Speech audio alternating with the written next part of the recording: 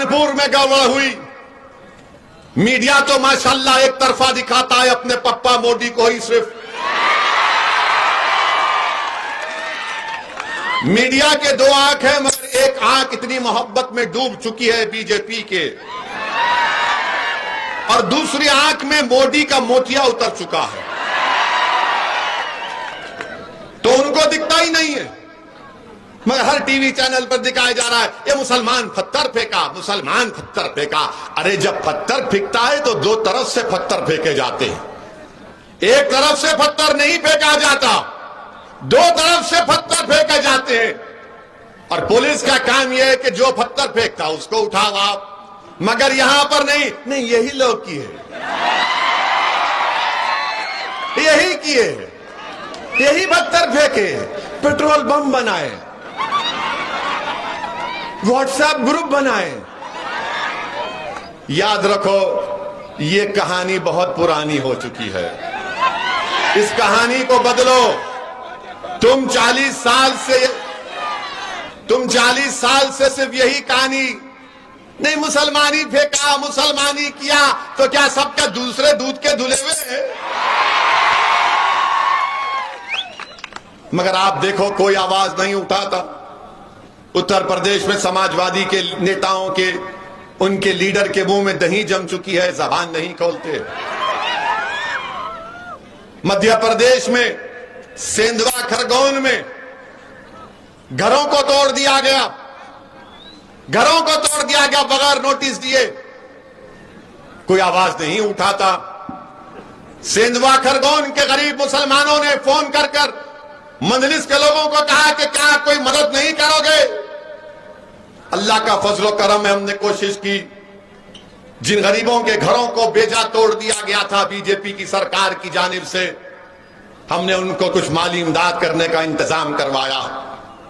आप बताइए कौन फिर आवाज बनेगा आपकी? मैं उत्तर प्रदेश में 150 तकरीर किया, हर तकरीर में यही बात कहता था कि उत्तर प्रदेश के मुसलमानों, तुम बीजेपी की हुकूमत को बनाने से रोक नहीं पाओगे, तुम अखिलेश को वोट दोगे तो तुम्हारा वोट जाय हो जाएगा। आज उत्तर प्रदेश का मुसलमान इस बात को समझ रहा है कि ओवैसी जो कह रहा था वो बात सच निकली। आज उत्तर प्रदेश का मुसलमान अपने आप को ठगा महसूस कर रहा है। आप अपने वोट से अपनी ताकत को और अपने नुमाइंदों को कामयाब कर सकते हैं।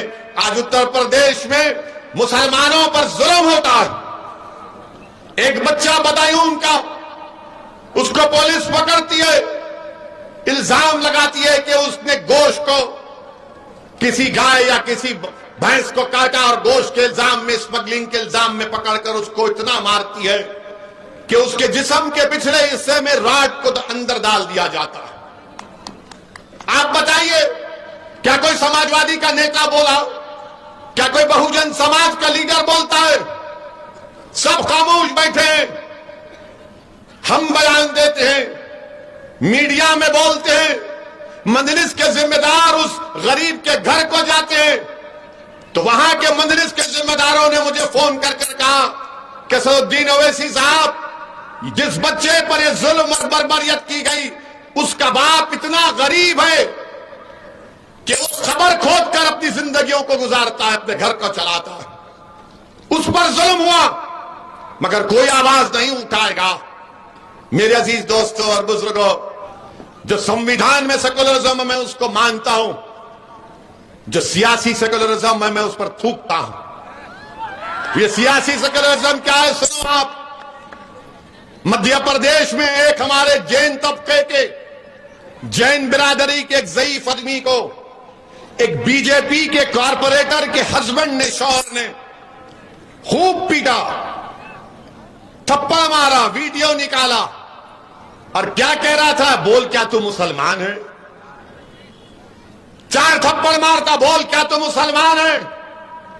वो बेचारा ज़ईफ बूढ़ा बोल, अरे नहीं तू मुसलमान है। इतना मारा कि वो मर गया। अब आप बोलो सेकुलरिज्म है ये सेकुलरिज्म है। मध्य प्रदेश में वसीम शेख हाथ कटे हुए हैं, बीजेपी की सरकार ने कहा कि पत्थर फेंकता है, दुकान को तोड़ दिए।